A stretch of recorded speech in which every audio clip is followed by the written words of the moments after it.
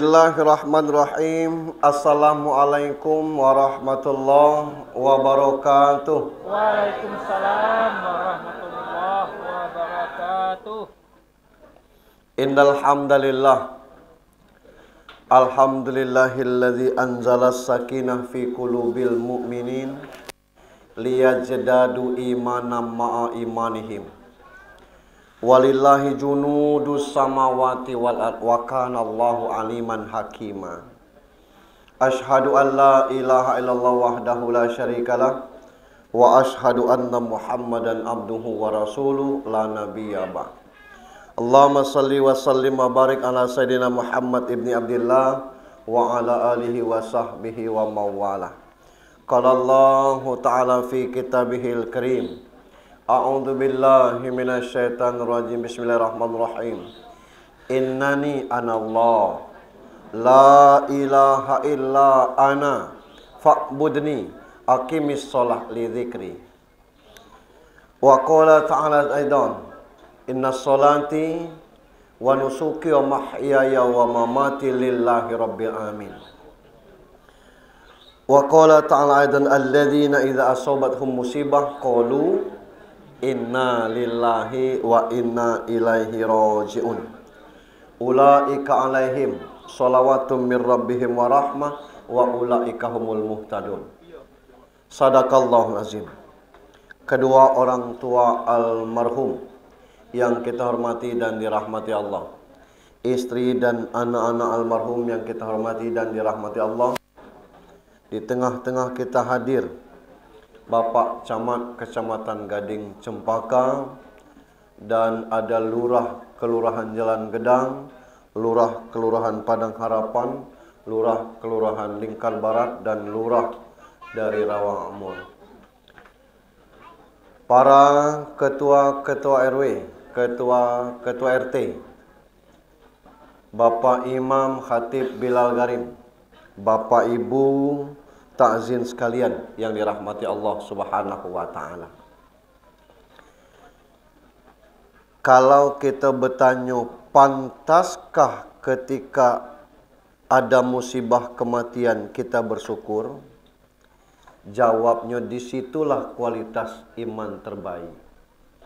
Sebab kalau bersyukur dalam kondisi bahagia, lah kebilo lagi tak bersyukur kalau tidak waktu itu.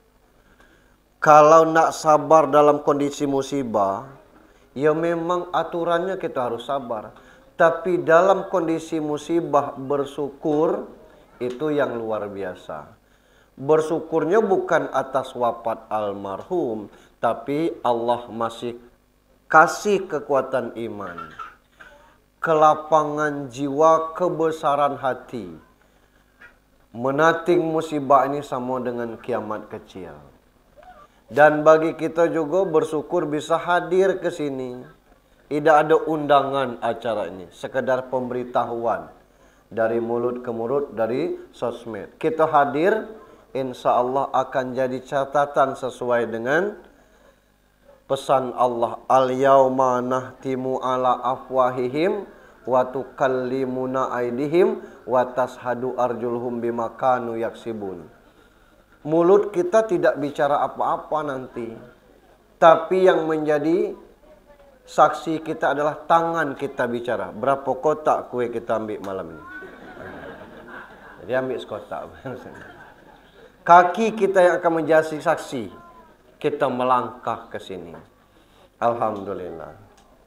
Kita juga bersyukur bahwa dari penyelenggaraan tabligh takziah diawali dengan fardu kifayah, seperti kata Pak Wawali tadi, tidak semua provinsi punya.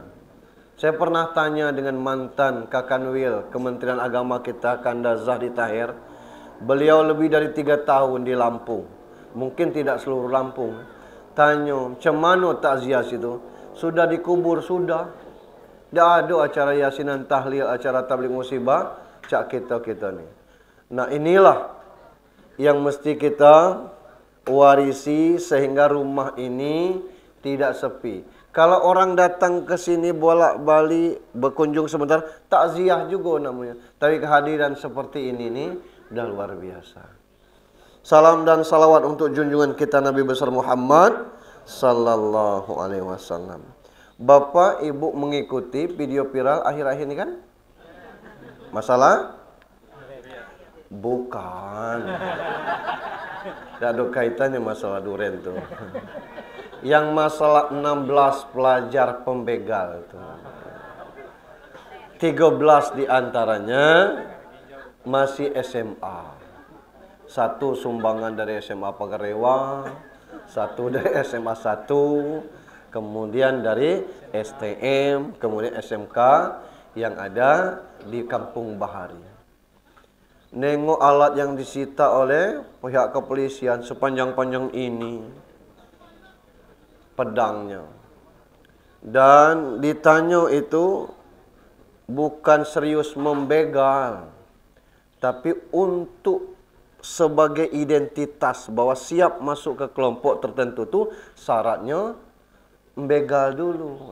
Maka tidak diambilnya HP itu karena memang nak melukai, sanggup tak melukai orang. Kalau model-model ini kalau tidak PKI resmi lah semi PKI. Kondisinya seperti itu, sanggup melukai orang model itu. Ngeri kita dengan kondisi seperti ini. Dan ini PR bagi kita semua. Mudah-mudahan anak kita terselamatkan dari hal-hal yang demikian, dan yang sudah terlanjur ikut itu bisa dibina kembali. Jangan salahkan guru, sebab guru sekarang motong rambut kenai. Tak boleh. Guru ambot terus kamu ni neter anak tu cak ini, kalau yang ngadu kena juga tu. Jadi guru tugasnya ngajar, tak dengar dan tak dengar sudah. Bapak Ibu yang saya hormati, ada 3 hal yang biasa terinstall yang saya sampaikan ini seputar kematian untuk keluarga yang ditinggal dan kita semua. Tentang kematian ini dari dahulu Allah kabarkan 14,5 abad yang lalu. Kullu nafsin dha'iqatul maut. Asal bernyawa pasti akan mati. Bukan cuma mati tapi merasakan kematian. Apa baik pohon bernyawa, pohon mati, ayam bernyawa, ayam mati. Kita manusia bernyawa, kita mati. Cuman beda aja kematiannya. Pohon mati selesai, tidak ada kubur pohon. Ayam mati selesai, kambing mati sudah, anjing mati, matilah situ. Tidak ada makam anjing, ayam, babi, sapi. Tapi manusia mati bukan kematian, kata Allah. Wala taqulu liman yuqtalu fi sabilillahi amwat bal ahya. Jangan kamu mengatakan mati, mereka masih hidup. Berarti pindah alam dari dunia ke alam barzah. Untuk apa? Liyabluwakum ayyukum ahsanu amala. Untuk melihat siapa di antara kita yang terbaik amalnya, bukan yang terbanyak. Kalau yang terbanyak itu rombongan caleg-caleg itu. Itu. Mulai sosialisasi, pacak tak mengumpulkan orang. 100 per kepala, oi kami ada janji 200 kata kawan. Mentah yang itu. Datang lagi yang lain, pacak tak 200, kami lah ada yang janji 300, lumayan lah. Doa-doa baik jalan rezeki dari Allah ni kan, itu tinggal kita nunggu baik. Bapak Ibu yang saya hormati, karena ini sudah diberitahu oleh Allah dari awal-awalnya, maka tidak ada istilah mati mendadak itu. Wih, mendadak nian. Umur berapa? Umur 75. 75 mati mendadak lah, 75 tahun dipersiapkan itu. Mendadak apa? Kalau meninggal tanpa penyakit, mati tidak harus sakit dulu. Kalau meninggal masih muda, mati tidak harus tua dulu. Akhir-akhir ini kami diajak takziah ini selalu berkaitan dengan sedang sholat dan setelah sholat. Ada kolonel ponaannya Pak Pendi Langlang Buana tu. Dia kolonel kata pangkatnya tu, angkatan laut. Lagi sholat isya. Karena tidak lazim selama itu sholat isyanya, bininya nengok ternyata lah kondisi sekarat. Andai katanya tidak sholat isyanya tetap meninggal juga. Yang kedua di Ulu Danau. Umur 88 tahun. Selesai sholat subuh, ngimami anak cucunya di rumah. Karena masjid jauh. dari radius rumah dia tuh. Jadi ngimam sholat subuh di rumah. Selesai sholat subuh tidur. Tidak tahu cucungnya karena sehat-sehat aja sempat ngimam itu. Begitu dibangunkan pagi, lah ninggal. Nah maka biasakan bangunkan istri atau suami di pagi hari supaya sholat subuh. Marahnya Pak Ustadz pakai caro. Apa cara? Jangan pula digoyang-goyang macam itu, marah pening palanya. Pelan-pelan. Tidak bangunnya Pak Ustadz. Gelitik telapak kakinya. Nendang Pak Ustadz dari samping. Jangan dari depan. Kelak tendangnya. Tidak bangunnya Pak Ustadz. Naikkan sedikit ke betisnya. Tidak bangun Pak Ustadz. Ke pahanya. Tidak bangun Pak Ustadz. Ya sudahlah, jangan naik lagi. Bisikkan aja ke telinganya. Yasin wal Qur'anil hakim. Belum mati ya guna. Itu bangunkan untuk sholat. Siapa tahu kita mengalami hal yang sama. Ada orang meninggal hari Kamis, kata orang alangkah eloknya tak meninggal hari Kamis. Apa eloknya? Nyo lagi puasa sunat. Kalau tidak puasa sunat tetap meninggal hari Kamis. Puasa sunat meninggal hari Kamis. Cacam. Kalau nyo tidak jatuh waktu di masjid itu orang tidak tahu. Ngapo? Lagi sholat Jumat. Dikira orang tidur. Pas jatuh, diangkat, lah meninggal. Andai katanya tidak Jumatannya, tidak bukan. Sebab fa'iza ja'a ajalhum la yastakhiruna sa'atan wa la yastaqdim. Kalau sudah sampai waktunya, tidak bisa maju mundur gitu. Yang jadi masalahnya kita tidak dikasih tahu kapan waktu itu. Karena tidak tahu, maka apa titah Allah kita ikuti semampu kita. Berikutnya, saya pernah baca sekelumit tentang kematian ini dari Raymond Moody. Dari namanya lanang ini pasti bukan orang Lubuk Durian. Apalagi orang Rejang. Raymond Moody ini orang Amerika, dosen, dokter, psikolog.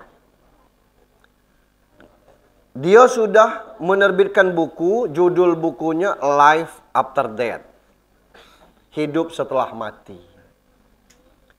Karena ada mahasiswanya yang tanya, Pak dosen, apa pendapat Anda tentang kematian?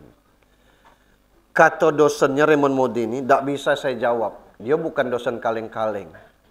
Karena saya belum tahu jawabannya. Saya akan riset dulu, nanti baru kita jawab. Bab kalau dia ngobati, rata-rata sembuh itu. Kenapa? Dia dokter juga psikolog, tahu kejiwaan. Kita ngapo bawa ke rumah sakit kadang-kadang galak nyesak gitu. Begitu kita bawa gaya ke rumah sakit, disambut dengan kata-kata alangkah lambat membawa. Nah kita kan langsung sok cemas ini kan. Padahal kita untung cepat dibawa ini itu. Lah model ini apa yang pacak dibuat lagi? Nak kita bawa balik kita ke rumah sakit. Seberat apapun penyakit, ya hibur dulu gitu. InsyaAllah kita tolong bantu dengan doa ya. Gitu. Kita enak itu. Ini iya. Tidak ada guna lagi bawa ke rumah sakit lah. Untuk apa kamu dikerja di sini? Nah itu kan. Jadi jiwa kita terganggu dengan model-model itu. Ada bidan itu. Orang nangis, jangan nangis, jangan nangis. Mueknya diam. Dan nak nangis, lah. Tidak boleh bidan ngomong macam itu. Macam mana kalau sakit itu tuh. Ngomong aja bismillah, la haula wala. Macam itu. Ajari doa. Ini ngomong macam itu. Ini kejiwaan orang jadi terganggu. Nah, Raymond Moody ini nulis surat ke rumah sakit se-Amerika tuh. Yang isinya, kalau saya ngomong bahasa Inggris kelak percuma, Pak. Tidak juga ngerti kan. Nah, saya ngomong bahasa Indonesia aja. Ada tak pasien di rumah sakit Anda yang hidup, yang mati, lalu hidup lagi? Kalau ada, mohon saya dikabari, ini email saya. Ada yang jawab, ada 10 orang ini datanya. Ada yang 15 orang, ini 3 orang, ini 7 orang, ada. Total jumlahnya 150 orang. Ada yang mati 2 jam hidup lagi. Ada yang mati 3 jam hidup lagi. Ada yang 6 jam hidup lagi. Mau bahasa kita ini mati suri lagi. Itu. Suri ini kan ada dua. Ada mati suri, ada timun suri. Nah, yang kita bahas nih yang mati suri. Nah, dia ambil sampel 10 orang, 100 orang. Dari 100 orang ini ditanya, apa yang dirasakan ketika sakarat maut? Jawabnya sama. Ketika proses kematian itu, apa aktivitas keliling itu terpantau. Anak nangis, tetangga berdatangan, itu masih terpantau. Bunyi orang ribut, ada yang mekik, terpantau. Setelah itu ruh diajak masuk ke terowongan yang gelap. Apa yang ditengok? Iya, dah pacak nengok gelap. Terus sampai ke atas. Nah, di atas itu ada tempat yang terangnya. Itu ditulis dalam buku Life After Death itu. Matahari kurang dari semeter dari kepala, tapi sejuk. Nah, yang aneh, dalam hitungan menit diputar video kehidupan kita. Macam mana memutuskan 40 tahun boleh nyapres atau sudah pernah menjabat atau pejabat kepala daerah. Macam mana keputusan ketua MK dicopot dari jabatan, itu diputar di situ. Apalagi video nyelot, nyeketer, itu ado galau di situ tuh. Ayo, ngecek. Setelah itu yang berbeda-beda. Ada yang pas nak naik mentok. Nah, mentok itulah balik hidup lagi. Ada yang ditegur, ngapa kau ke sini? Belum sampai waktunya, hidup lagi. Nah, itu yang beda-beda. Nah, dikaitkan dengan hadis, ternyata ini ada kolerasinya. Kolerasi. Ada kesamaannya. Di hadis, orang yang meninggal itu ruh kita dibawa ke atas. Tempatnya dua, alien atau sijin. Alien ini ruh orang-orang yang baik.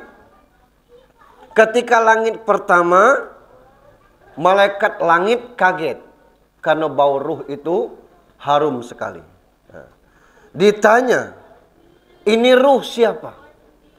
Dijawab oleh malaikat, ruh rahmat hidayat. Harum baunya. Langit 1, 2, 3, 4, 5, 6, 7, 8, 9. Langit kan sampai 7. Makanya sambil nyimak tuh bilang cop kalau lewat. Ditempatkan di alien. Ada lagi ruh yang ditempatkan si jin, baunya busuk. Langit pertama itu luar biasa. Kalau bahasa Jepangnya busuk tuh nget. Ada orang Jepang sini, ya. Nget mon. Itu busuknya luar biasa. Ditanya oleh malaikat langit, bau apa nih? Bau ruh orang Israel. Jahat nian tuh. Bukan lagi perang model itu tuh. Nauzubillah, insyaallah lah banyak yang bantu Palestina. Kalau misalnya ada orang minta bantu donasi, bantulah. Walaupun cuma 5.000. Kalau kali sejuta, besar juga tuh. Walaupun cuma 5.000 tuh. Mumpung kita masih bisa bantu. Kalau punya ilmu kebal, berangkatlah perang ke situ. Begitu rudal Israel tuh datang, kita tangkap set, kita pelintir. Opor lagi ke situ. Luar biasa. Ini kasihan kita. Masuk Mendiknasnya sampai ngumumkan tidak ada tahun ajaran baru. Anak-anak kecil, woi. Perih kita nontonnya. Ruhnya busuk. Ruh manusia itu beda, Pak. Bau busuknya beda dengan makhluk yang lain. Ayam mati itu busuk, tapi tidak sebusuk manusia. Ngapo? Karena faktor makanan. Ayam itu makanannya biji-bijian. Kacang, jagung, padi. Kambing mati, busuk juga. Cuman terbatas makanan. Cuma rumput-rumputan itulah. Nah, manusia mati, busuknya luar biasa. Karena kita makan kalau dari akar sampai ke pucuknya. Siapa makan akar, Pak? Ubi kayu itu kan akar tuh. Kita makan. Pucuknya banyak, pucuk kates, pucuk ubi. Bungonya bunga kates, brokoli, kol itu. Bungonya juga. Batangnya talas tuh batang kita makan. Yang di air kita makan, ikan, belut itu, kepiting. Yang di laut kita makan juga. Yang di darat, kambing, kijang, ruso, sampai kertas aspal, semen. Makan kalau. Itulah baunya. Kita kalau mati itu nget baunya tuh. Busuknya luar biasa. Ini tempat. Nah, Kalau alam barzah itu di mana Pak Ustadz? Barzah itu artinya pemisah. Nak ke akhirat belum waktunya, dari dunia inilah lepas. Nah, itu alam barzah. Tentang jasad kita ini memang perintah Allah untuk dikuburkan. Minha khalaqnakum wa fiha nu'idukum. Dari tanah kamu berasal, ke tanah kamu dikembalikan. Wa minha nukhrijukum, dan dari tanah nanti kita keluarkan. Asal masih ketemu jasadnya, kuburkan. Walaupun tidak terkubur, dia tetap masuk ke alam barzah. Itu tentang kubur. Nah, kemudian siapapun dari kita yang meninggal termasuk almarhum, sekarang ia sedang memetik dari hasil hidupnya di dunia. Ad-dunya mazra'atul akhirah. Sawah ladangnya akhirat. Yang ukurannya faman ya'mal mithqala dzarratin khairan yara wa may ya'mal mithqala dzarratin sarran yara. Itu. Yang kebaikan kita buat, manja'a bil hasanah falahu asru amsalihha. Satu kebaikan 10 kali lipat balasannya. Masuk minus terus tiap hari 10 ini.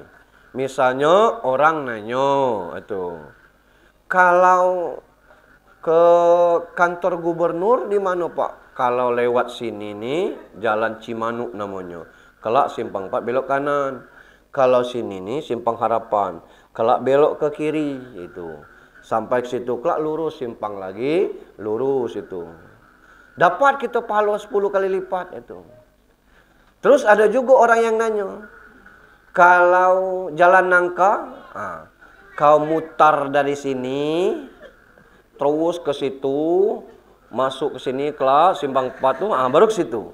Itu kan ngerjoi orang tuh. Minus 1 pahala gitu, masih ada 9 lagi kan. Bab 1 kesalahan tetap 1 dosa. Kebaikan 10 kali lipat. Nah, Rahmat Hidayat ini umurnya sudah 47 tahun itu. Belum lagi bagaimana dia membesarkan anak-anak. Sebaik-baik sedekah itu sedekah kepada istri dan anak-anak, mencari nafkah. Kalau model itu Pak Ustadz, tidak lagi ku bersedekah ke orang lain. Hadis nih banyak. Maksudnya tuh suami nyari duit itu tidak akan disia-siakan. Tetesan keringatnya kelak jadi pemadam api neraka mungkin. Litaknya kelak berbayar dengan pahala. Bukan main itu tuh. Maka istri itu kalau suami tidak ngasih tahu berapa penghasilannya per bulan, istri memang tidak wajib tahu dan tidak wajib dikasih tahu. Ada orang tanya, suami aku tergalau Pak Ustadz. Ya ngapo? Aku sampai sekarang tidak tahu berapa penghasilan per bulan. Tidak wajib tahu. Yang penting nak 3 kali ke mall seminggu, duit ada. Niat tiap hari ngecot, COD, duit ada. Tak usah nak berapa duit suami, berapa gajinya per bulan, tak usah. Kadang-kadang cepat nian menilai suami pelit. Dan ini cerita sudah ulang-ulang saya katakan. Ngomong suaminya pelit, itu. Ketika suaminya keluar rumah, dia geledah. Di mana lakinya nyimpan duit. Begitu tertarik ke satu sebuah laci, aduh duit jutaan di situ. Mekik bininya, ya bang, ngomong ke anaknya. Ngapa mah? Di sini ayah kau nyimpan duit. Embat mah katanya. Ambil mah, dia ambil duit itu. Tutup lagi laci. Suaminya balik, buka laci, duit hilang. Mah, rumah tadi tinggal. Tidak, kata bininya. Ya Allah, ada tamu tadi. Tidak ada. Ngapa pak? Itu hilang duit papa. Di mana pula papa naruhnya? Di dalam laci ini. Berapa banyak? Jutaan mah. Ya Allah, kata bininya. Pak pingsan suaminya. Ngapa? Itu duit masjid. Dia bendahara masjid. Nah ini yang kadang-kadang. Jadi jangan asal membawa itu. Maka hati-hati gitu. Nah, apa saja yang diperbuat almarhum semasa hidupnya akan jadi catatan amal bagi dia. Maka terindah catatan itu kalau misal kita bisa membungkusnya dengan keikhlasan. Wa ma umiru illa liya'budullaha muhlisina lahuddin. Nah, itu perjalanan kematian. Bukan bermaksud untuk memisahkan antara Rahmat Hidayat dengan istrinya. Ia tetap terpisah, Pak Ustaz. Tapi Allah ingin melihat siapa di antara kita yang terbaik amalnya. Umur yang panjang tidak ada masalah. Yang jadi masalah ini berapa sisanya. Untuk apa umur 70 kalau sisanya cuma 2 hari lagi? Itu.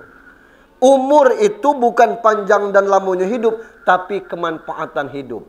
Umur itu artinya manfaat. Maka ya'muru masajidallah. Itu orang-orang yang memakmurkan masjid itu maksudnya bukan meramai-ramaikan masjid supaya orang sholat itu. Bukan itu aja. Tapi masjid itu mampu memberi kenyamanan kepada jamaahnya. Nyaman beribadah, nyaman parkir, parkirnya luas, wuduknya enak. Kemudian kalau kita berwuduk bersih, tidak ada bau. Jangan sampai kita nak nyari WC itu, lah tegak di depan masjid itu kita ngirup. Oh, situ WC-nya. Ngapa? Pesingnya dari situ.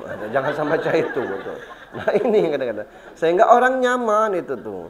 Nyaman yang berikutnya juga jadi pengurus masjidnya tuh enak, jamaahnya lancar. Bab kalau saya perjalanan ke utara, perjalanan ke selatan, saya sudah targetkan zuhurnya di situ, asarnya di situ. Tahu kita di mana masjid-masjid yang bersih dan enak untuk sholat. Kipas anginnya hidup. Bahkan sekarang di dusun ada masjid yang pakai AC. Ini kadang-kadang kita buka masjid caca. Pas nak berwuduk, gegal mak ini. Ibu-ibu tahu gegal? Gegal tuh, gegal. Nah ini, laju urung kita semain. Nak termuntah gitu. Nengok kondisi yang seperti itu tuh. Berserak, tarik kambing. Nampak tidak? Terurus masjid itu. Bapak ibu yang saya hormati itu. Nanti ditengok di YouTube apa itu gagal itu. Bapak ibu yang saya hormati gitu. Yang kedua untuk keluarga yang ditinggalkan. Beda tino dengan lanang nih kalau sudah menikah, perempuan sudah menikah tanggung jawabnya ke suami. Laki-laki sudah menikah tetap itu tanggung jawab mak baknya, hak mak baknya itu. Maka kalau ada perempuan menikah, mak baknya jangan ikut campur tangan lagi itu. Terkurus anak dan tidak makan dan sebagainya karena menantu tu malas. Jawab aja. Itu pilihan kau. Nikmati. Usahakan nak Senin puasa, Kamis puasa. Supaya di samping kamu dapat pahala juga mengurangi jatah makan. Itu pilihan. Nyobalik ngadu, tak usah ngadu-ngadu. Palak nila pening. Dengan pengaduan. Nikmati. Itu kendak kau dulu. Alangkah kejam mak. Bukan kejam gitu. Ini kadang-kadang anak bahagia dengan anak menantu dengan lakinya. Dia cak buat kumbang. Cucu sini, cucu sini, cucu sini. Jadi akhirnya itu. Bikin rumah dekat emaknya jauh. Itu. Entah tidak terpantau kamu kelak. Itu. Akhirnya repot. Ada tanah murah. Kecek mak jangan di sini. Kalau ada kau ni ikut kata mak atau ikut kata aku. Ya kau ngikut, mak ngikut. Macam mana tu? Maksud dia ajak suten mak dan maka ikut laki. Tapi kalau kami laki-laki ni nak setua apapun masih ada mak bak tetap harus diakui. Demikian. Nyunga punya beda apa itu Pak Ustaz? Tanggung jawabnya itu beda. Laki-laki ni bertanggung jawab atas 4 orang. Maknya, bininya, anak tinonya, dan adik atau ayuk tinonya. Tino bergantung kepada 4 orang. Bapaknya, suaminya, anak lanangnya, adik atau kakak perempuan. Kakak laki-lakinya. Karena Rahmat Hidayat masih punya orang tua, keredoan bapak ibu itu sangat menentukan. Kenyamanan di situ. Ridullah fi ridul walidain. Suhtullah fi suhtul walidain. Ridho Allah di tangan kedua orang tuanya. Murka Allah di tangan kedua orang tuanya. Weh, Pak Ustadz itu berat untuk melepaskannya. Nah, azab bagi dia. Itu. Ikhlas tu bukan tidak boleh ingat, Bu. Ikhlas tu bukan tidak boleh nangis. Ikhlas tu tengok fotonya, nangis. Normal, wajar. Yang tidak ikhlas tu kita kesal dengan Tuhan. Ya Allah, ngapa tidak aku baik kau cabut? Seharusnya aku dulu. Ngapu anak aku. Nah, itu tidak ikhlas itu. Karena kita nih sudah ditentukan oleh Allah. Jodoh mau, balak rezeki. Itu. Ada semua. Kalau sudah ditentukan Pak Ustaz, untuk apa kita usaha? Usaha itu mencari ridho Allah itulah. Tidak kita usaha, Allah masih tetapkan rezeki kita. Kita usaha, perlu. Cuman bekerja ini dalam rangka mempercepat rezeki sampai kepada kita. Sebab ada kejadian di Madinah, dua mahasiswa membuktikan. Kawannya ngomong rezeki itu tidak perlu dicari, tidak perlu usaha, akan datang. Kata kawannya perlu usaha. Itu. Kalau itu tidak datang. Nah, kedua kita buktikan. Nah, di Madinah tu, di masjid tu sering orang bersedekah. Kue, nasi kotak. Yang lanang tadi ngomong tidak perlu pakai usaha tu nya sembunyi. Itu. Pas orang bagi-bagi kue, ditanya, ada yang belum kebagian? Lah karena dia sembunyi tidak tahu orang. Diam ajanya. Tidak dapat dia. Kawan yang tadi ngomong aku belum kebagian dapat. Hari kedua, model itu. Hari ketiga, pucat dia kan. Nah, tu. Ada yang belum dapat, katanya. Mana bunyi bedam? Ada yang belum dapat, katanya. Orang tengok, terpucat. Lah, ngapa kau sini? Gitu. Dikasihlah sisa kue itu berapa kotak dengan dia. Nah, kawannya ngomong. Nah kan, kata saya, perlu usaha. Tidak ada usaha. Lah, itu usaha lah. Itu. Jadi kalau yang di belakang itu belum bagian kue, tidak usah ribut. Cukup. Usaha. Bapak Ibu yang saya hormati. Ridho kedua orang tua diperlukan. Kenapa? Yang kedua, orang tua itu Tuhan nomor dua. Anis kurli wali-wali daika. Bersyukur kepadaku dan kepada kedua orang tua. Dengan tidak menyampingkan peran istri. Oleh karena itu, keluarga yang ditinggalkan, sabar kita rahmat tetap meninggal. Tidak sabar rahmat tetap meninggal. Kita ikhlas, almarhum tetap kembali kepada Allah, kita tidak ikhlas, almarhum. Nah, dari itu Allah sampaikan kepada kita, ista'inu bis-sabri was-shalah. Minta tolong itu kepada Allah. Jalannya sabar dan sholat, bukan atau. Itu. Kalau atau pacak milih. Sabar tuh tahan. Dengan yang baik kita tahan, dengan yang buruk kita tahan. Kekuatan itu ada pada iman masing-masing. Iman ini 3 bentuknya. Takril bil lisan, tasdik bil qalbi, wa amal bil arkan. Lidah mengucapkan, hati membenarkan dalam perbuatan. Kita tengok orang tua almarhum lapang dada. Ini adalah takdir terbaik untuk almarhum atas Allah Subhanahu wa taala. Dan penting iman ini supaya kita berbesar hati. Daun yang jatuh dari tangkainya Allah tahu. Apalagi nyawa manusia. Keberikutnya apa yang bisa kita buat untuk almarhum ini? Orang yang mati masih pacak nengok kita yang masih hidup nih. Kita yang hidup ni tidak pacak nengok orang mati. Orang yang hidup nih pacak membantu orang yang sudah mati ini. Orang yang sudah mati tidak pacak membantu kita. Kalau orang yang sudah mati pacak membantu kita masih hidup, jadi aku nyalek. Aku ngomong, mak bak aku lah mati galau. Tolong mak bangkitlah ya, coblos ke galau-galaunya. Tapi tidak bisa. Kita yang pacak membantu. Lewat apa? Lewat doa. Rasul mengajar kepada kita doa singkat. Allah maghfir li hayyitina wa mayyitina. Ampun ya Allah kami yang masih hidup dengan yang sudah mati. Artinya boleh kita minta doakan kepada orang yang mati. Yasinan boleh Pak Ustaz? Lajulah. Tahlilan Pak Ustaz? Lantaklah. Ada dalilnya Pak Ustaz? Ada. Kata Ibnu Taimiyah, man halala summa ahdasa wabahu illal mayyit yantafa'u bihi. Siapa yang tahlil dikirimkan kepada mayit sampai kepada kami di sini tidak pakai Pak Ustaz, berhenti tidak pakai. Sudah. Doakan saja. Karena ini yang dibutuhkan. Yang kedua, selain dari investasi almarhum yang 3 hal, idza mata ibnu abam ingkat amalu minat dunia illa min salah. Yang pertama sedekatin jariyah, sedekahnya semasa hidupnya. Semua perbuatan baik itu sedekah. Sebab tidak tentu kita ni sedekah tidak bisa dengan duit baik. Macam mana nak sedekah dengan duit kalau duit tidak ada? Sedekah dengan harta. Macam mana harta tidak ada? Maka dengan tenaga pun sedekah. Kita nolong anak orang pesta, jadi panitia penyambut tamu. Itu sedekah tinjara. Bukan lemak, tegak dari setengah 8 sampai jam 12 tu. Kenal tidak kenal kita salami sampai kamu masuk. Jangan lupa makan kelak. Itu. Baliklah disalami lagi. Bukan tidak litak, kulu kilir, bawa gulai, jago meja prasmanan tu. Ayam habis, ngangkut ayam. Ikan habis. Terakhir habis galau. Panitia belum makan. Apa ngamun? Jangan ngamuk barang habis. Itu sedekah tinjariah. Nah selebihnya apa yang tersisa dari almarhum? Ini yang kadang-kadang yang lalai orang mengamalkan. Apa itu? Orang dahulu biasanya pakaian almarhum tu disedekahkan kepada orang nak makainya. Nah sekarang tidak. Ada anak-anaknya yang selemari ini jangan untuk kenang-kenangan. Tidak ada palo kenang-kenangan tu. Akhirnya rusak baik baju. Kalau dia punya jas, sedekahkan dengan orang. Jas itu sampai puluhan tahun tahannya. Disedekahkan kepada orang yang tidak punya jas. Dia bangga. Setiap ada acara kebesaran, dia pakai jas. Ada acara orang nikah, kita pakai jas hitam, dia senyum. Ngapa? Aku lado jas itu. Nempak. Alhamdulillah, tidak nempak.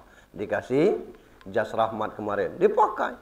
Dia mati kelak disedekahkannya kepada orang lain, tidak mengurangi pahala rahmat ini. Dia bangga. Cacam, katakan jas baru. Alhamdulillah. Katakan. Berapa nempak? Ini nih jas almarhum. Pas puluh dah. Ya itulah. Syukur Alhamdulillah. Boleh itu tuh. Dia cerita, berjas puluh kita bukan kamu baik. Ai kata kawan. Di mana beli jas? Bukan dibeli dari almarhum. Boleh tu. Yang tidak boleh tu kita ngomong. Bukan jas bapak kami kemarin ini. Itu tidak boleh. Itu. Maluan dia itu.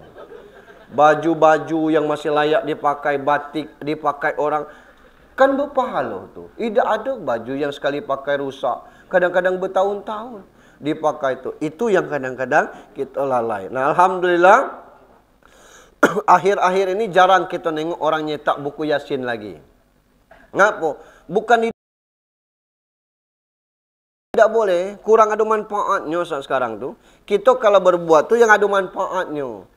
Dulu buat buku Yasin ada foto almarhum, ada riwayatnya, dikasih kepada orang, orang tu baca.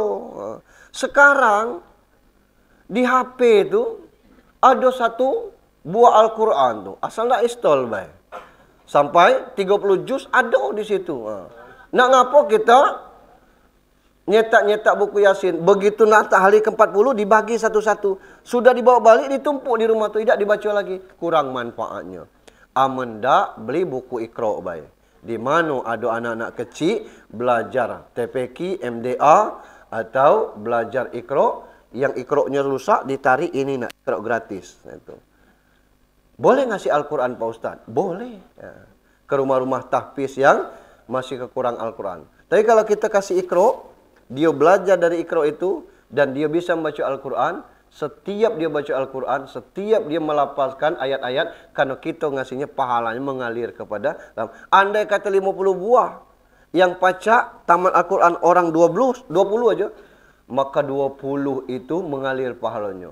Sekali dia khatam isi Al-Quran itu hurufnya 10.700.000, 1.770.000 ayat itu tuh. Isi huruf-hurufnya. Kalau kali 20, kalau anak ni kelak ngajar ngaji lagi, bisa mencetak per orang itu, orang 20 itu 5 orang. Lah 100 orang mengalir pahalanya. Itu yang ada manfaatnya. Kalau nyetak buku Yasin, mengkeramik kuburan itu.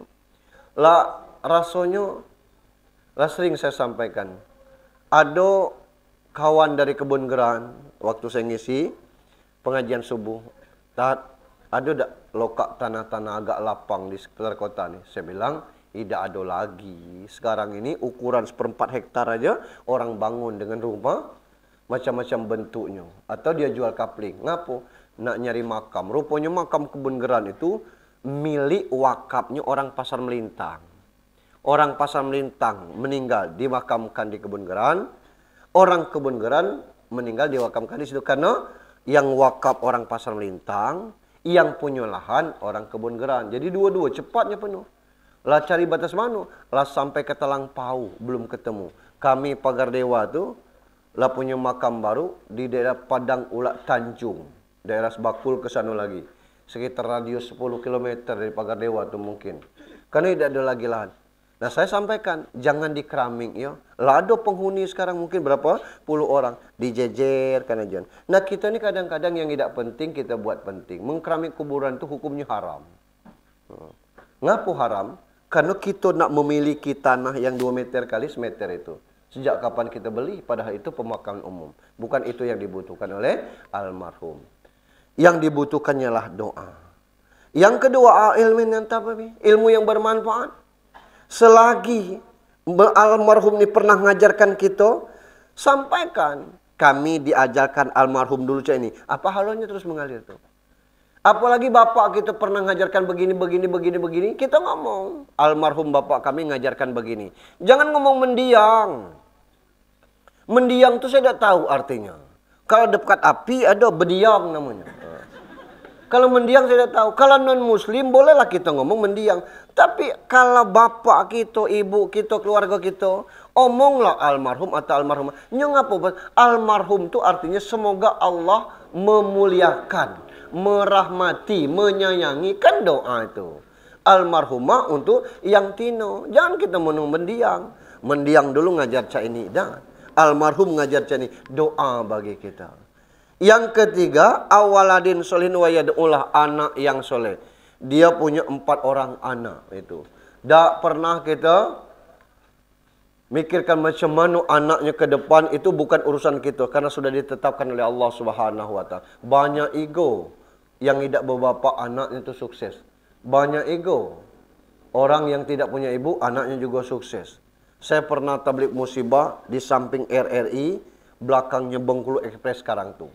Ada ibu punya anak 7, ke-7 anaknya itu sarjana galau, dan itu ditinggalkan oleh bapaknya ketika masih kecil-kecil. Mampu dia mensarjanakan anaknya 7 itu. Luar biasa. Ditanya, di mana ibu ni berobat? Tak ada di Jakarta, Singapura, Australia, Penang. Dari mana? Dari anak-anaknya. Itu yang kita harapkan. Nah, kita tidak tahu kalau anak-anak almarhum ini itu. Kemuliaan kita kalau mampu memuliakan orang tua.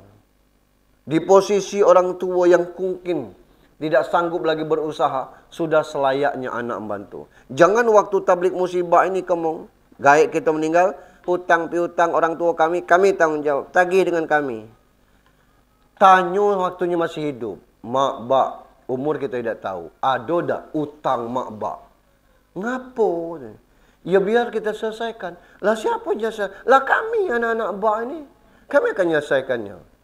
Ada. Berapa? 100 juta. Oi mak. Serius tu? Serius. Bayarlah. Kalau dulu aku berunding dulu. Nah.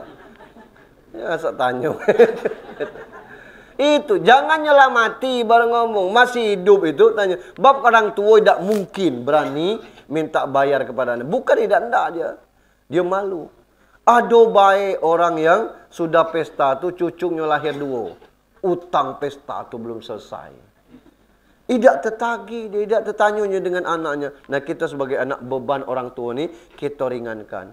Nak bayar apa? Jual rumah, di mananya tinggal kelak. Tapi dia tahan, dia bayar di angsur-angsurnya seperti itu. Ini anak-anak. Kita tidak tahu macam mana anak almarhum ke depan kelak. Pak Ustaz masih ada bapaknya macam ini, macam mana keadaan bapaknya? Jangan pernah memikirkan masa depan. Ngapa? Masa depan itu tidak pernah mikirkan kita. Hidup ini untuk dijalani. Ada satu kisah, bapaknya mati, anaknya 3. Yang tertua kelas 5 SD, yang kecil kelas 3, yang satu kelas 1. Kata maknya, bang berhenti sekolah anak ya. Ngapa mak? Siapa yang ngurus adik? Ibu nak ke sebelum subuh nak ke pasar jual sayur. Abang ngurus adik, lah berangkat adik ke sekolah, abang nyusul. Bantu ibu jualan di pasar, ngikut anaknya tu. Nah, begitu selesai ngurus adiknya berangkat sekolah, dia pergi menjaga sayur maknya. Lah kira-kira lah SMP, lah 2 tahunnya ikut maknya, buat meja dewek dia. Adiknya tidak perlu lagi karena kakaknya tadi lah kelas 5 pacak ngurus yang kelas 3 tu. Lah SMP besar mejanya. Lah SMA, lah jadi juragan sayur. Kira-kira orang lama masuk kuliah, nyela pacak mengumrohkan maknya dari biaya sayur itu. Hidup ini bukan masalah kita jadi sarjana atau jadi tukang sayur. Yang dipandang orang sekarang tuh, apa pangkatnya, seberapa hartonya. Saya tidak ngomong, asal ngomong. Saya pernah merasakannya. Saya pernah jadi gubernur. Kemana-mana dikawal. Waktu masih gubernur dulu, sebelum saya duduk, tuh 4 orang yang ngetes kursi ini. Mesti dites, apa dipasang orang paku payung di situ. Apa kursinya jatuh. Nah sekarang siapa yang ngetes? Itu. Terhormat kita waktu itu. Nah, jangankan waktu saya masuk penjara, jangankan kepala benar. Sana saya dah nak masuk. Batas-batas itulah. Sekarang yang terpandang tu orang kayu. Kalau ada di sekitar kita ni orang kayu hadir di sini, kentut dan berbunyi kentutnya, saya boleh bertaruh. Potong telinga ni kalau ada yang berani marah. Pungut katanya kan. Woi, maaf katanya, aku terkentut. Woi, tak apa-apa Wan, kata kita. Tanda sehat. Gitu. Woi, malu ni anak ngapa belum malu? Orang sudah operasi tu ditanya, sudah kentut apa belum? Gitu. Itu karena orang kayu. Coba kalau orang miskin terkentut, pungut, binatang ada bundung keluar kan. Gitu. Apa yang ditengok orang? Jabatan kayak. Tidak ada orang nengok kita. Maka ini yang kadang-kadang kita ngeri itu. Tidak ada orang pandang sementara di mata Allah. Inna akramakum indallahi atqakum. Yang mulia di sisi Allah yang bertakwa. Kita tidak tahu macam mana ke depan anak almarhum ini. Kita cuma bisa berdoa. Cuma kalau ada hal-hal yang salah, kewajiban kita segala untuk mengajarkan dan meluruskan. Jangan sampai dia terus salah. Terakhir untuk kita yang hadir di sini, kita bakal mati galau. Gitu. Kalau kita dititip Allah umur sampai tua, gitu. Ada beberapa hal yang bisa kita lakukan. Yang pertama, kalau umur sudah sampai tua, bersyukurlah. Kita sampai tua. Coba ditengok kawan-kawan se-SD. Kalau kurang dari 5 jari ini lagi. Cek juga kawan-kawan SMP. Lah kurang dari 10 jari. Apalagi kalau kita ngecek kawan kuliah. Tidak ada sama sekali. Karena memang kita tidak kuliah. Itu. Tidak ada lagi. Artinya bahwa habis kawan-kawan kita yang tersisa masih kita. Alhamdulillah. Untuk itu kalau usia Allah panjangkan. Bukan umur yang panjang perlu. Khairun nas man tola umruhu wa hasuna amul. Baik manusia itu panjang umurnya, bagus amalnya. Apa yang bisa kita lakukan pada masa tua ini? Himpun lagi kawan-kawan. Itu. Komunikasi. Ini begitu pensiun tidak keluar. Menda. Itu tuh. Nak ngapo kita? Malu aku. Nak ngapo kita malu? Itu. Dengan seperti itu, makin butek pikiran kita. Biasa baik. Itu. Saya ketika buka toko beras di Pagar Dewa, banyak kawan-kawan media datang. Serius buka toko beras? Iya, saya bilang kan. Nah ini toko beras. Iya, tidak malu Pak Ustaz. Lah ngapo? Masuk mantan gubernur jual beras. Lah ngapo? Tidak boleh. Iya, tidak lepel. Yang mana yang lepel? Aku tidak ngerti perusahaan tambang batu bara. Yang aku ngerti beli beras kaleng itu 100, jual 110. Dapat untung 10.000. Tidak laku makan dewek. Selesai. Itu. Jadi jangan kita sibuk dengan mikirkan jaim, jaga image. Kita tidak pacak melangkah. Jadi biasa-biasa itu. Tugas itu kalau umur Allah kasih panjang itu. Yang kedua, kalau Allah kasih kita panjang umur, sering-seringlah kumpul keluarga. Itu. Jangan waktu musibah seperti ini, jangan waktu pesta aja. Mungkin sebulan sekali. Yang ketiga, kita jangan terlalu mikirkan anak. Gitu. Kalau anak lah berkeluarga, biarkanlah dia berkembang. Sebab Allah sudah tentukan rezeki masing-masing.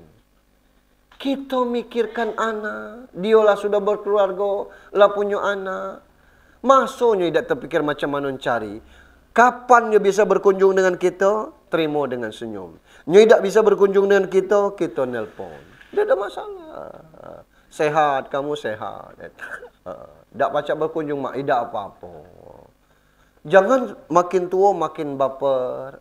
Tidak sayang lagi anak. Bukan tidak sayang itu. Kita nak ngasih makan kepada dia mungkin juga risih. Biar dia cari makan sendiri, biar dia berkembang sendiri. Dan sebagai anak, jangan pernah ceritakan yang buruk, yang sakit kepada orang tua. Ribut tahan dewe, sakit tahan sendiri.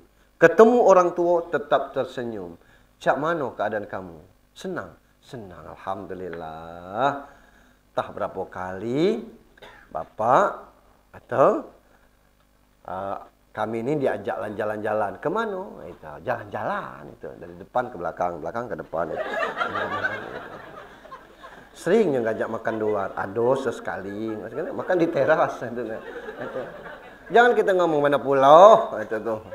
Syukur makan tambah berat pikirannya. Nah, sebagai orang tua lepaskan anak, lempengkan. Dan yang berikutnya, kalau Allah titip umur tua, fokuskan ke ibadah. Berdoa kepada Allah, ya Allah, panjangkan umur ketaatanku. Bila perlu, setiap malam solat hajat. Apa hajat lagi awak lah tua ni Pak Ustaz? Hajat kita, minta sehat, sisa umur kuat ibadah, mati husnul khotimah. Itu hajat itu tuh.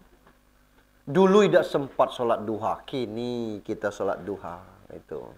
Sedang solat duha 2 rakaat, ada cucung main berhenti. Kalau jam 9 cucung balik, solat duha. Boleh cik itu, boleh. Itu. Pas solat duha baru 4 rakaat, itu datang kawan, ngobrol. Layani, jangan balik, aku nak duha. Jangan. Ngobrol. Tengok, masih jam 11, duha lagi.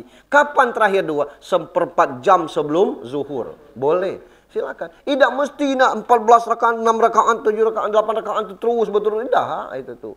Aku ndak, Pak Ustaz, tidak hafal waktu duha. Iya. Nak nunggu hafal waktu duha, tidak semayang-semayang lah. Iya apa Pak Ustaz? Kuliah sah. Gitu. Kalau itu yang bisa kita hafal. Belum pernah tahajud, nikmati tahajud. Tidak mesti nunggu jam 2. Maghrib tertidur di kursi. Pulas yang tidur. Terbangun Isya. Laisa. Iya mama sedapnya tidur. Selesai Isya tahajud. Semayang apa mama sampai 8 rakaat tahajud? Iya jam 9 belum sampai. Ya biarlah sebab syarat tahajud itu tidur dulu. Ya tidur dari Isya sampai Maghrib, dari Maghrib sampai Isya itu. Tidak harus nak nunggu jam. Cuman Allah sudah atur. Orang yang di atas 60 umurnya, mulai Maghrib tu matanya cak lengket nak tidur itulah kendaknya. Ngapo? Begitu jam 12 cicak jatuh dia terbangun. Itu. Suruh apa? Suruh tahajud.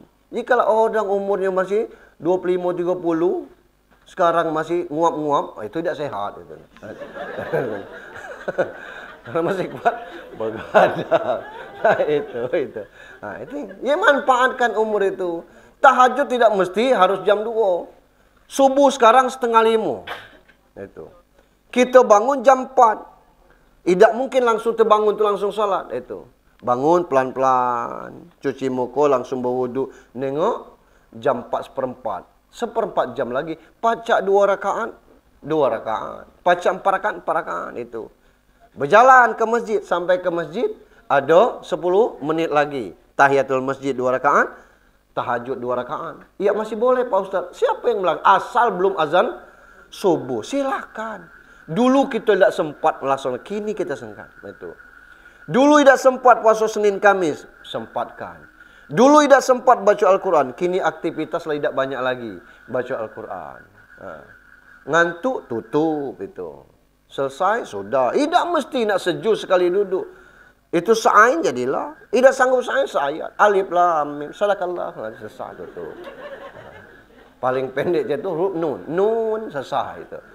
Nah, karena kita Allah titip umur yang tua. Ini mulai pensiun, mulai berencana nak nanam sawit. Pensiun umur 60. Iya. Alang kenanggungnya kelakuan. Wah, kita ni lah terbiasa bapak tani, mak tani ni. Sawit berbuah tu umur 5 tahun. Awak umur 65. Mulai menges. Entah panen, cainan. Ladi kecek, wan, kata kita. Sapon duduk situ kelantah mati dah itu. Sesak nafas, tidur di rimbo, bini di kota, menges di situ. Nah salah kita nikmati.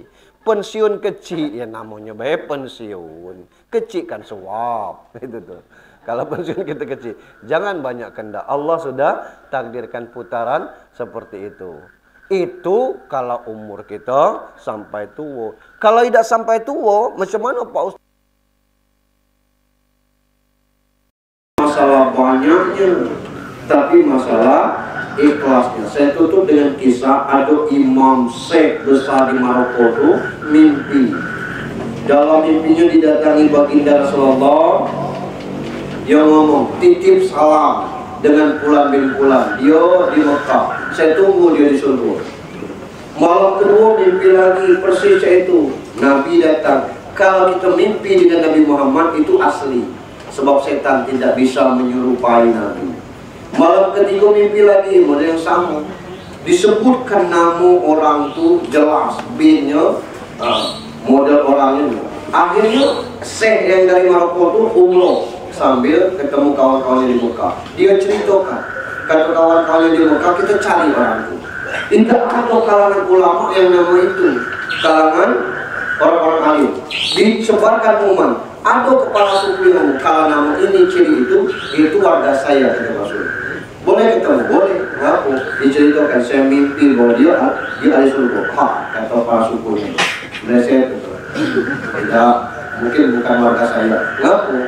Iya, warga aku yang nama ini nih lahir baik di Mekah. Ka'bah macam mana bentuk dia tidak tahu. Semayang belum. Bergajuh lengan. Kami boleh ketemu, boleh ketemu. Assalamualaikum. Akhir orang itu nengok orang-orang ulama-ulama besar itu. Kamu nama saya Indonesia? Iya. Dibayarkan yang kita buat lagi. Ada apa? Saya mimpi tentang kamu ditunggu oleh Rasulullah SAW. Salah orang tuh Pak. Kemudian saya Google itu. Google tidak.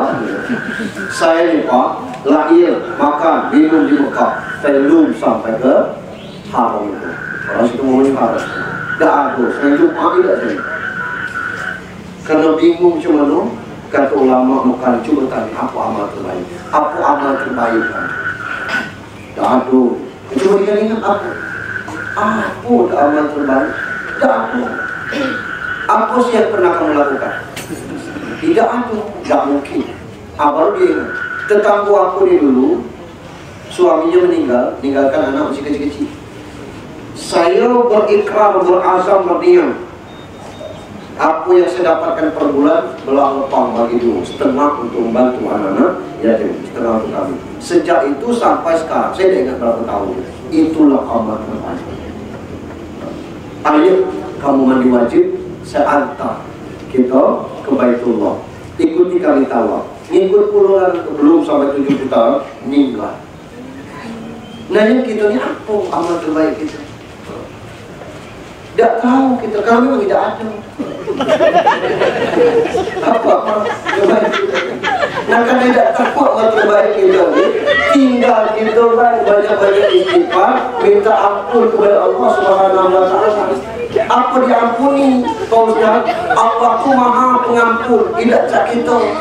Kalau kita ni hadir Pak Camat, hadir lurah, itu kata Pak Camat, yang mana ni kan, Pak Lurah, ini nah beribut dengan ini. Tidak kamu berdosa. Jadi salah. Tak, kata Pak Camat, kamu ni lah tu.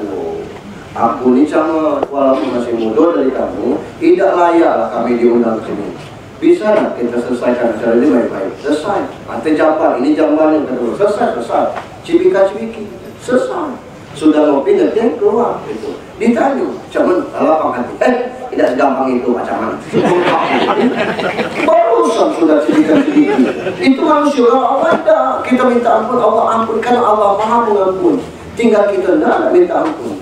Nah itu yang bisa kita lakukan. Mudah-mudahan 47 umur almarhum catatan amal lebih melebihi daripada catatan hafal dosa. Dan bagi kita yang 47 tahun Allah panggil, apalagi kita. Dari saya sekian, mari kita sudahi dengan sama-sama.